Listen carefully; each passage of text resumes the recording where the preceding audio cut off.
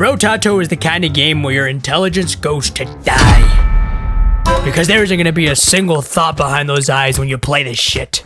In this game, you play as these little potato bros who go around murdering the spawns of Thanos. But the kicker is, the game actually aims and shoots for you, so you're not actually playing the game, guys. That's just what the developers want you to think. I mean, what's next, Brotato? You're gonna wipe my ass and have me take all the credit when someone compliments my shiny ass cheeks? Because if that's the case, then I'm all ears. Anyway, I'm convinced this game is designed for people like Alan from Amazing World of Gumball. Because apparently, you don't need a single limb to play this shit, as you can literally just stand there and your Brotato will start going apeshit. But as brain dead as this game appears, this is some addicting shit right here.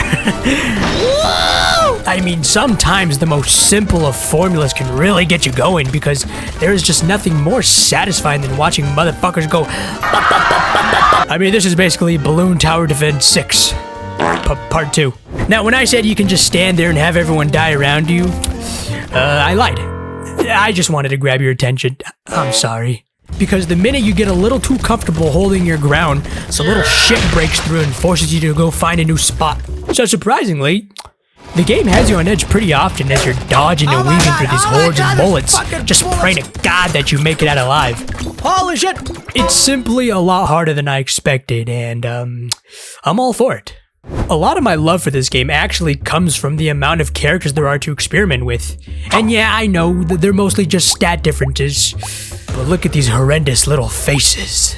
Look at it! It's ugly, isn't it? I've played with quite a few of these little potatoes, so allow me to introduce some of them. First, you got the classic JoJo character, and he's a pretty powerful dude, but getting up all in the enemy's faces, you're kind of just asking to get your ass whooped. And then you got the mage. Yeah, then there's the engineer. With him, you're forced to fight alongside with your turrets, just trying to hold down the fort, and it really starts to feel like those last stand scenes that you get from a movie. But you know how those turn out, so... Fuck! And finally, oh, you got my favorite, the mutant? This fugly little fella is pretty fun to play because he levels up twice as fast as everyone, so you can pretty much upgrade to whatever the hell you want, giving you lots of builds to experiment with. Point is, there's a lot of characters. But as for the game's items, I mean, it's aight. Everything in this game is just a stat booster that sacrifices another stat, so they don't really add new mechanics to the gameplay or anything like that. I have more gun. However, the items do appear on you when you purchase them, so you come out looking pretty cute. I do feel like the game can benefit from items that you can actually interact with, because all of them are just passive things. Or like, the game could give the character some kind of special ability.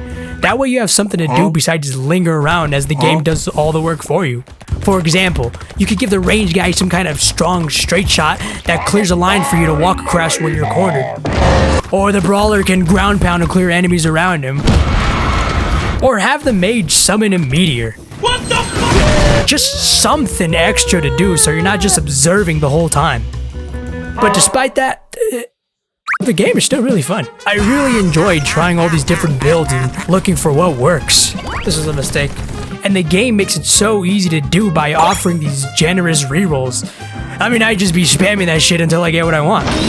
I can also appreciate the amount of weapons that you can use. I mean, just look at this shit. It's ridiculous. And to top it off, the art style is very simple and nostalgic. It makes me feel like I'm back to the good old Flash days. With all that being said, I think I've discovered the root of my addiction from this iPad baby-ass game. There is always something so satisfying with these single-run kind of games where you gradually become stronger and stronger, up until the point where you become unstoppable. But that's where Brotato gets you. I feel as if the game never lets you reach that point, because right as you're on the verge of obtaining the most powerful build, the run finishes. And so you're left wanting just a little bit more. So you start a new run that's a little more difficult, only to be faced with the same outcome. Are you fucking kidding me? I didn't see that. Never fully satisfied.